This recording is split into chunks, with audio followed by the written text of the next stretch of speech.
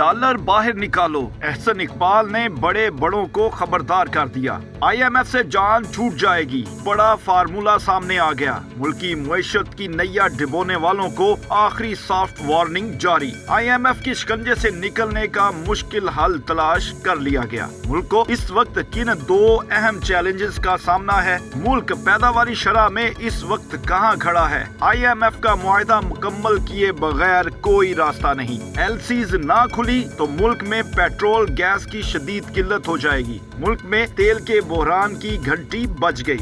नाज़रीन, मुस्लिम लीग नून के रहनुमा एहसन इकबाल ने मुल्क में महंगाई, डॉलर की बढ़ती कीमत से पर्दा हटा दिया है। ये पर्दा किस तरह लगा हुआ था? कौन है जो सब कर रहे हैं? पाकिस्तानी अशराफिया के एक कदम उठाने से हम IMF के पास जाने से कैसे बच सकते हैं? वफाकी वजीर मनसूबा बंदी एहसन इकबाल ने आलमी मालियाती इदारे IMF के साथ मुआहदे की तकमील को मजबूरी करार देते हुए पाकिस्तान के बड़ों को कौम के सामने ला खड़ा किया है। हर बार कुर्बानी अब अवाम नहीं बल्कि पाकिस्तान के अमीर ही देंगे, ऐसे कुछ तासरात थे एहसन इकबाल के। उन्होंने कहा कि अगर अमीर तहखानों में छुपाए डॉलर्स बाहर ले आएं तो पाकिस्तान को IMF के पास जाने की जरूरत नहीं रहेगी। इस बारे में उनका कहना था कि हमें इस वक्त मुकामी और बैरूनी दोनों सरमाया की जरूरत है। आज जितना पैसा पाकिस्तानी सरमायाकारों के पास पड़ा है, अगर वो अपने तहखानों से निकाल दें तो पाकिस्तान को IMF के पास जाने की जरूरत नहीं होगी। उन्होंने कहा कि पाकिस्तान के बड़े लोगों ने जितने डॉलर स्टोर किए हुए हैं, अगर वो मुईशत में डाल दें तो हमें IMF के पास जाना नहीं पड़ेगा। एहसन इकबाल ने पाकिस्तान को दरपेश चैलेंजेस के बारे में बताया कि पाकिस्तान को आज दो किस्म के चैलेंजेस दरपेश हैं। मुईशत को मौसमियाती और माहौलियाती चैलेंजेस दरपेश हैं। उनका मजीद कहना था कि हमने इस मुल्क को एक चैलेंज समझकर संभाला। हमें नजर आ रहा था कि हमें मुश्किल फैसले करना पड़ेंगे और हम इन मुश्किल फैसलों से पहले भी नहीं घबराए और आइंदा भी नहीं घबराएंगे। पाकिस्तानी पैदावारी सलाहियत में दुनिया में कहां खड़ा है, इसके बारे में एहसन इकबाल का कहना था कि आज पाकिस्तान की पैदावारी सलाहियत दुनिया में शरह कम तरीन सतह पर है। ज़राअत में हमारी 10 अहम फसलों या शोबे में हम सरे फहरिस्त 10 मुमालिक में हैं। उन्होंने कहा कि अब हमारे पास कोई रास्ता नहीं क्योंकि हम एक जिम्मेदार मुल्क है। IMF का मुआहदा मुकम्मल किए बगैर कोई रास्ता नहीं बचा।